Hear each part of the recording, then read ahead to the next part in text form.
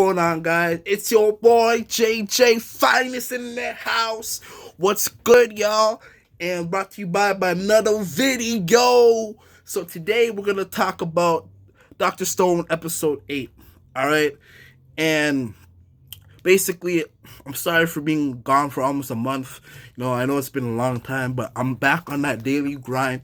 You're gonna see videos every week, back to back, back to back. I am gonna put it out, even though that I've been struggling with stuff basically in my personal life, which I don't wish to disclose right now. But today we're gonna talk about this video. All right. So basically, in this episode, Kohaku, Seku, and Chrome. Well, Seku found out that Rune is sick, and they're trying to cure her because he needs access to the village. And if he ends up curing her, he's gonna get access to the village and more manpower for his science and basically to rebuild civilization as we know it, right? And then later on fight Tsukasa. So, anyways, what happened is they're trying to make an all-hero drug, and there's like 13, 14 steps or more that they have to make before they actually be able to like make that. So right now they're trying to make iron, right?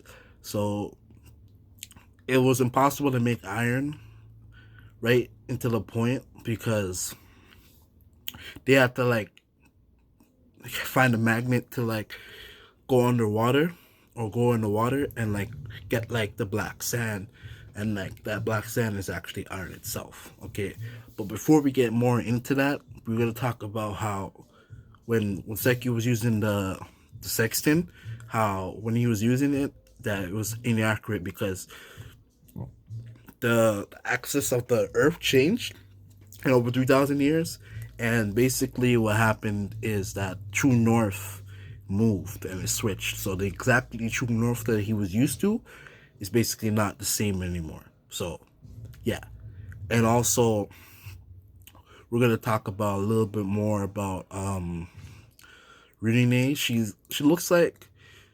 kind of looks like very sick. I'm not sure what kind of disease she has at this moment, right? It's impossible to tell, just like Seku said. So basically, Seku, he's trying to make the drug. So they finally get the sand on what they need to make the drug, and first they got to make iron. So how they go about by doing that is I already told you, and basically now they have to burn it in a furnace. So the furnace that they made from like a couple episodes ago, it's at 700 for wood, but for it to work it has to be 1,500 degrees. So what they have to do is blow it manually. So they have like a string, some bamboo, and these things attached, and they push it and push it for air. Right? All three of them are doing it. Oh, I forgot. A new character joined the science team, and it was her name was Soika. Her name is Soika. Soika joined the team, and she has like a melon over her head, and she was really impressed with Seku because she's the only one. He's the only person that never said what happened. Like, why is she wearing watermelon over her head? Like, what is she weird or something like that? She's the only person. He's the only person that never said that, right? Because Seku don't care. As long as he can be useful to Seku, that's all he cares about. He doesn't care about anything else but that. But yeah, so Seku, Soeka, Kohaku, and Chrome, they're both like pushing it, and they're basically like trying their hard. I think like maybe after like 30 minutes to like an hour, they start getting tired. Even Kohaku was even sweating. The gorilla herself, she was sweating, right? And it's like, wow, this is like a lot of work. So they're like, okay, now her main priority is to get manpower. So they break over the thing from like overnight, and it's still like the sand, right? Because they don't have enough manpower to like make it into the iron. So before we even see that scene, we see Ginru wanting an actual silver thing, spear. He gave the other guy one. I forget his name, and basically he's jealous of that. and he's so close of becoming them, of becoming like the science team, right? So basically, you see him sleeping. Seku has an idea, right? He's gonna make Soika spy on the rest of the villagers to see what they really want. So basically, he's trying to see what they really want, and some of the villagers want a handsome guy, a strong guy, or like a guy that can take care of them. Some guys want like food, like better eating food. Um, yeah, basically that's all they want. So Seku, from that, he basically prepared something delicious that would be good for them out of tail fox, and that was ramen. He made like a whole ramen stand. They all came to eat, but in order for them to eat, they have to put in the work too. So if they take the bowl, they're working, and then they finally be able to produce sand. Okay, that was the main objective of this episode. All right. Um, what I think about this episode, honestly, it was pretty good. Seku really has like a way of like getting people to do what he wants without forcing them to do what he wants, because he's a genius. Don't get me wrong. It's just like, what if Seku were to someday like make a spaceship and just see the whole world or something like that, right? It's crazy what Seku can do.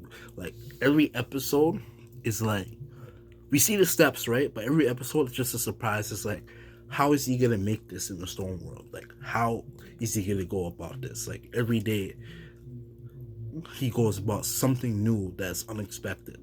But it is expected because we do see it in like how he's gonna prepare it. But in our minds, it's like, okay, it's kind of like impossible. Like, what is he gonna make now? Like electricity? Like, who really knows what he's gonna make? All right. Um. Also, I really like the character designs. Like I said before, the character designs are amazing. Um, I love how Kohaku and Rune are like different designs. They're like different from like what we usually expect, and I really like that. Um, Soika is pretty like weird character, because she could make herself just be like a watermelon head, and you can't see her body. I think that's pretty cool. I think Chrome is someday gonna succeed Seku, if Seku even dies, just by the way how things are going. But I don't think Seku's gonna die anytime soon. I'm just thinking like, if something happens to Seku, he gets sick or he's unable to do certain stuff, I think Chrome is really gonna fill in that role of being the scientist and all that stuff. So by getting the ramen now, he's gonna make the village trust him a little bit more, because the village is gonna say, okay, you can make good food off of science. So in a sense, they're gonna think, okay, that's really good. You can make you can make good food off of science. So I guess sorcery is not so bad, and it'll sort of build like a trust relationship with them. But I don't think like the head of like the village is gonna accept that. But I think like everybody else is gonna accept that basically. And what else could I talk about? Honestly, episode was good. Animation was good. Um, I have nothing bad to say about this episode, right? Because it's like the eighth episode, and I'm already intrigued on it already, and I really think that this episode, I mean, this season, sorry, Doctor Stone itself is going to be one of the most greatest animes of 2018 to 2019. All right, and even to 2020. I really think that like no anime can compete with his creativity, and basically just how much love we get from the show and all that stuff. So, but if you guys like this video, please like and subscribe, comment for more.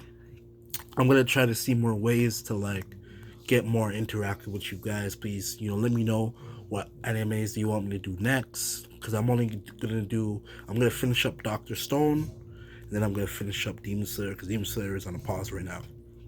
So I'm gonna catch up on that and finish that. But let me you guys know.